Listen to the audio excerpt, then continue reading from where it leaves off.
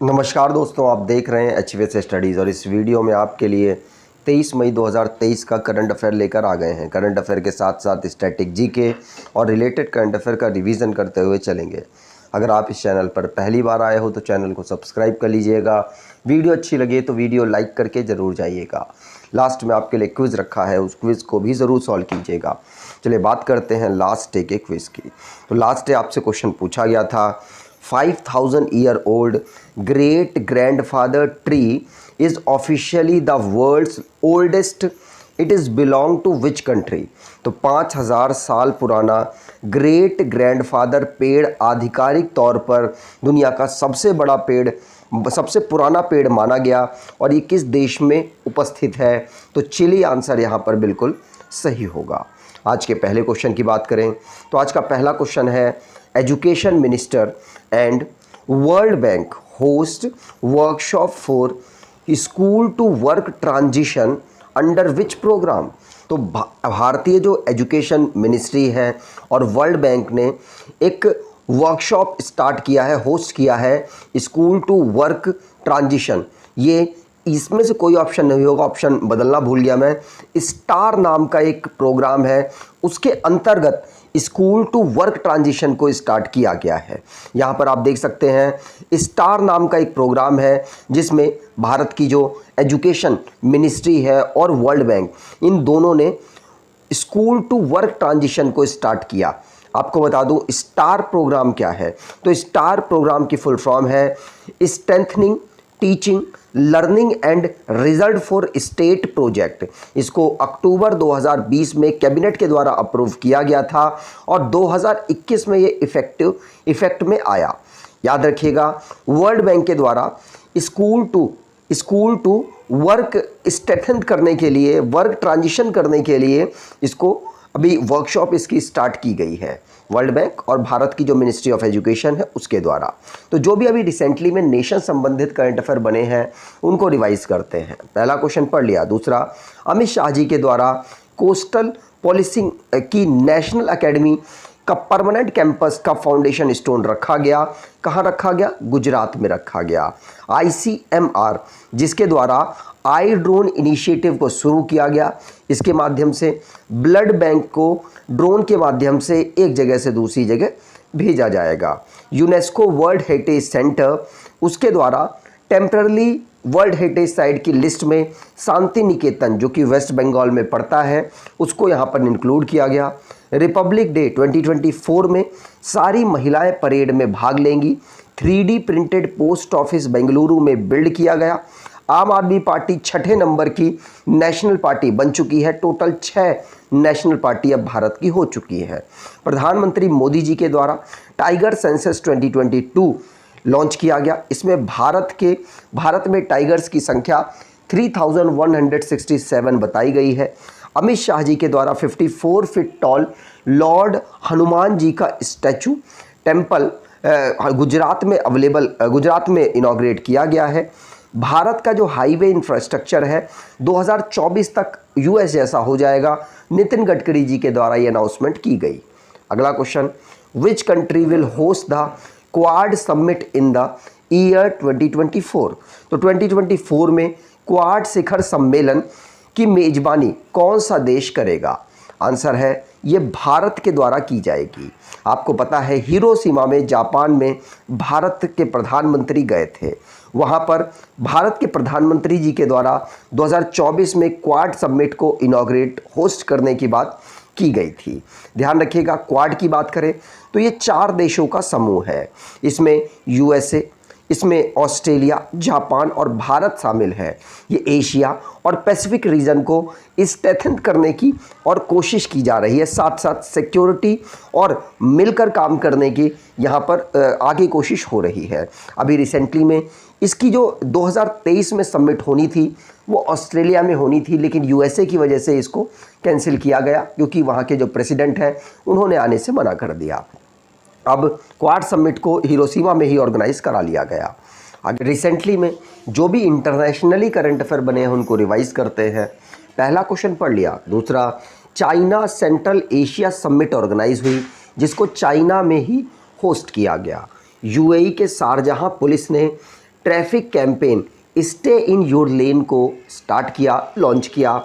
Supreme court ने decision लिया कि श्रीलंका के सुप्रीम कोर्ट ने डिसीजन लिया कि होमोसेक्सुअलिटी को क्राइम अब नहीं माना जाएगा। यूएस और मेक्सिको के बीच में इमिग्रेशन पुलिसिंग है उसको इलीगल, उसको दोबारा से लॉन्च किया गया, मतलब दोबारा से उस पर नए नए रूल्स बनाए गए और जिससे कि इलीगल बॉर्डर क्रॉसिंग को रोका जा सके। पाकिस्तान लार्जेस्ट रिसिपेंट बना है एडीबी फंडेड प्रोग्राम का 2022 में। कावेरी ऑपरेशन ये भारत के द्वारा सूडान से अपने लोगों को निकालने के लिए चलाया गया क्योंकि वहाँ पर सिविल वॉर चल रहा था। सीरिया जो कि वर्ल्ड का लार्जेस्ट नार्को स्टेट बनकर उभरा। मिनिस्ट्री ऑफ कॉमर्स के अकॉर्डिंग भारत की लार्जेस्ट ट्रेडिंग पार्टनर अमेरिका बना है।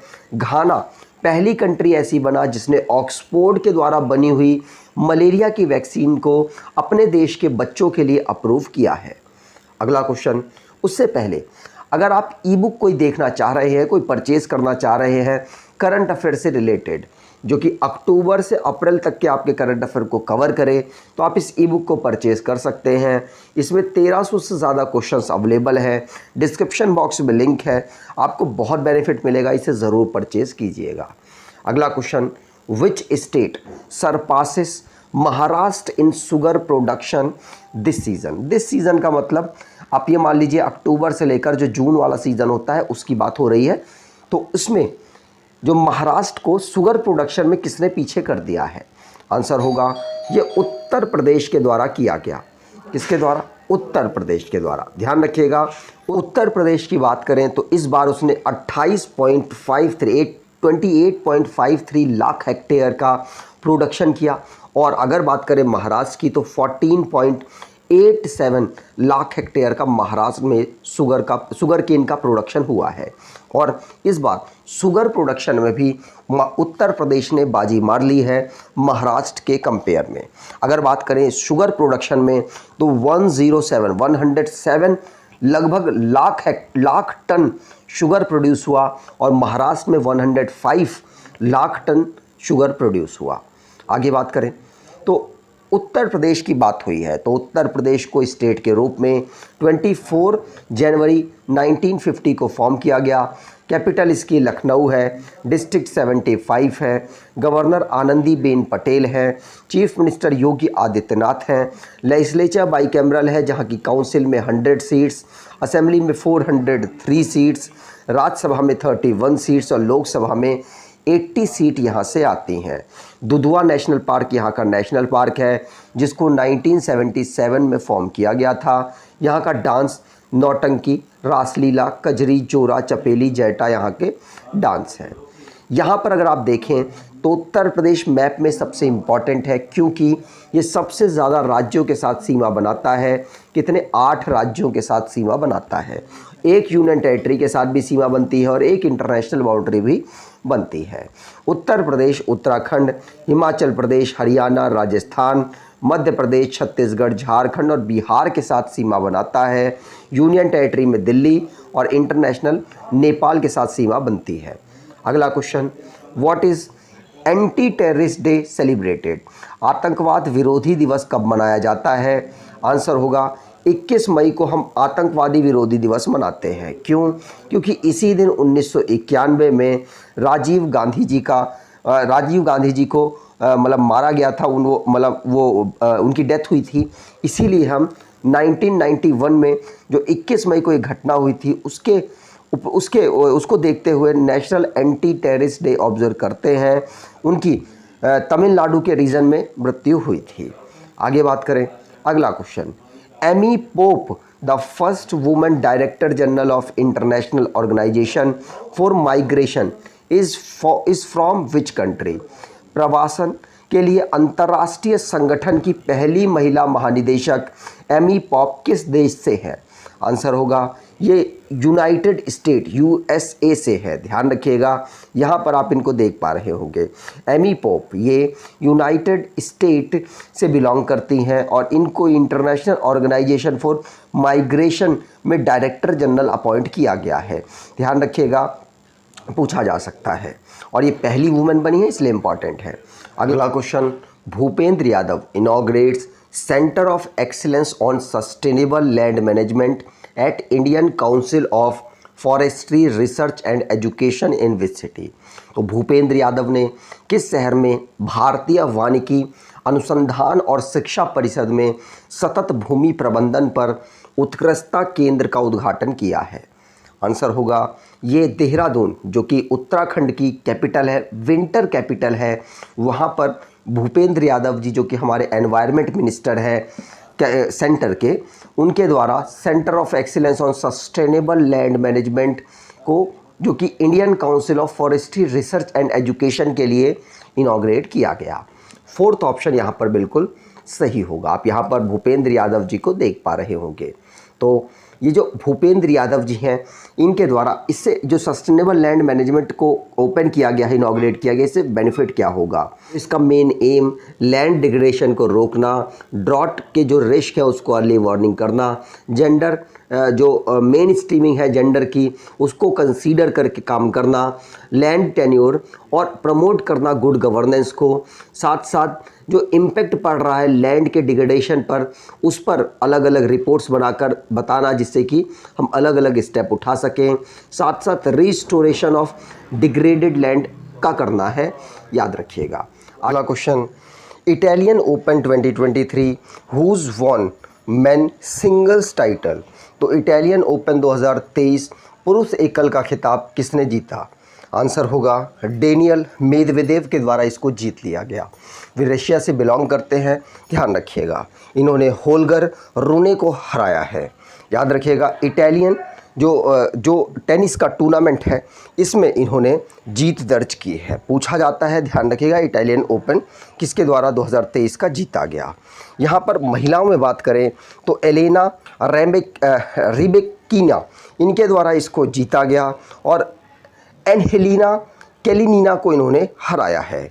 अगर इनकी यहाँ पर आप देख सकते हैं, ये रेबेकिना है। अगर यहाँ पर डबल टाइटल की बात करें मेंस में, तो हुगो नाइस और जेन ज़ेलेंस्की के द्वारा यहाँ पर इसको जीता गया। और वुमेंस डबल में बात करें तो स्टॉर्म सैंडर्स और एलिस मार्टिन के द्वारा इसको जीता गया। अगला क्वेश्चन, प्रधानमंत्री Modi and President Zelensky met for the first time after the start of Russia-Ukraine war at the summit of which international group?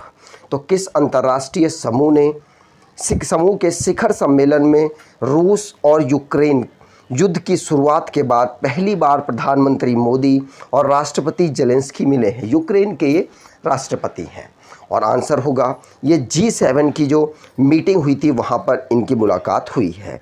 यहाँ पर आप देख सकते हैं, ठीक। तो और ये G7 की जो मीटिंग है, ये हिरोशिमा जापान में करवाई गई। यहीं पर व्लादिमीर जेलेंस्की और भारत के प्रधानमंत्री की मीट हुई है। यूक्रेन की बात करें तो यहाँ के प्रेसिडेंट हमने जान लिया, व्लादिमीर जेलेंस्की हैं। कैपिटल कीव है। करेंसी यहाँ की हेरिवनिया है। आगे बात करें, अगला question, PM Modi visited which country in the South Pacific Ocean in May 2023, where the Prime Minister welcomed him by breaking protocol and tradition? तो प्रधानमंत्री मोदी ने मई 2023 में दक्षिण प्रशांत महासागर में स्थित किस देश का दौरा किया, जहां प्रोटोकॉल और परंपरा को तोड़कर प्रधानमंत्री ने उनका स्वागत किया? आंसर होगा वो पपुआ न्यू गिनी में गए थे, जो कि ऑस्ट्रेलिया के बिल्कुल ऊपर आप देखेंगे तो वहाँ पर ये देश आपको मिल जाएगा। वहाँ पर जो वहाँ के प्राइम मिनिस्टर है, उनके द्वारा इनके प्रधानमंत्री मोदी जी के फिट छुए गए, पैर छुए गए, उस प्रकार से उनका वेलकम किया गया। पपुआ न्यू गिनी, याद रखिएगा, साउथ पैसिफिक रीजन में ये अवेलेबल है। इसका बॉर्डर इंडोनेशिया के साथ शेयर होता है। प्राइम मिनिस्टर यहाँ के जेम्स मरापे हैं, इनके द्वारा ही प्रधानमंत्री मोदी जी के वेलकम में उनके पैर छुए गए थे। कैपिटल इनकी पोर्ट मोरिसबाई है। करेंसी यहाँ की पपुआ न्यू गिनी की कीना है और पॉपुलेशन यहाँ की 7 मिलियन है। इन्होंने जो भारत के प्रधानमंत्री मोदी जी का वेलकम किया तो प्रोटोकॉल तोड़कर आए और आने के साथ ही उन्होंने उनके झुककर पैर छुए। ये अपने में न्यूज़ बन गई, हो सकता है आपसे आने वाले किसी एग्ज़ाम में पूछ ले, तो ध्यान रखिएगा। पूछा जाए तो आपको याद होना चाहिए, पपुआ न्यू गिनी के प्राइम मिनिस्टर थे मरापे, उनके द्वारा इनके पैर छुए गए। अब लास्ट डे के जो करंट अफेयर हैं उनको रिवाइज करते हैं। जैसे Indian army's Gajraj corps conduct joint flood relief exercise Jal Rahat in which state. तो जल राहत नाम की जो रिलीफ एक्सरसाइज हुई उसको आसाम में ऑर्गेनाइज कराया गया। Who's lays foundation stone of campus of National Academy of Coastal Policing. तो अमित शाह जी के द्वारा इसकी फाउंडेशन स्टोन रखा गया। NIA has recently arrested 3 people under which operation against the terrorist gangster drug traffickers nexus. तो ऑपरेशन ध्वस्त नाम का NIA के द्वारा चलाया गया और 3 लोगों को यहाँ पर अरेस्ट किया गया। अगला question, world metrology day is celebrated annually on. तो 20 में आंसर यहाँ पर बिल्कुल सही है। Supreme court uphold which state law allowing Jallikattu. तो तमिलनाडु का ये जो एक ट्रेडिशनल स्पोर्ट है इसको अप्रूव कर दिया है कि ये सही है, इसको खेला जाएगा। 5000 year old great grandfather tree is officially the world oldest. It is belong to which country. तो चिली यहाँ पर आंसर बिल्कुल सही होगा। अगला question, who's as the chairperson of the competition commission of India. तो रवनीत कौर यहाँ पर आंसर सही। Who wrote book guts amidst blood bath the Anshuman Gaekwad narrative release. तो आदित्य भूषण के द्वारा इसको लिखने में मदद हुई और उनके द्वारा ही इसको रिलीज़ किया गया। Mahatma Gandhi scholarship awarded to 300 students in which country. तो श्रीलंका यहाँ पर आंसर बिल्कुल सही है। आज के क्विज की बात करें तो Amy Pope the first women director general of International Organization for Migration is from which country. तो प्रवासन के लिए अंतर्राष्ट्रीय संगठन की पहली महिला महानिदेशक एमी पॉप किस देश से हैं? कमेंट बॉक्स में डिटेल में आंसर दीजिएगा। अगर आपको ये वीडियो अच्छी लगी है तो आपसे अनुरोध करूँगा वीडियो को लाइक कर दीजिएगा, चैनल को सब्सक्राइब कर लीजिएगा और एटलीस्ट अपने कुछ दोस्तों तक वीडियो को शेयर ज़रूर कीजिएगा। धन्यवाद।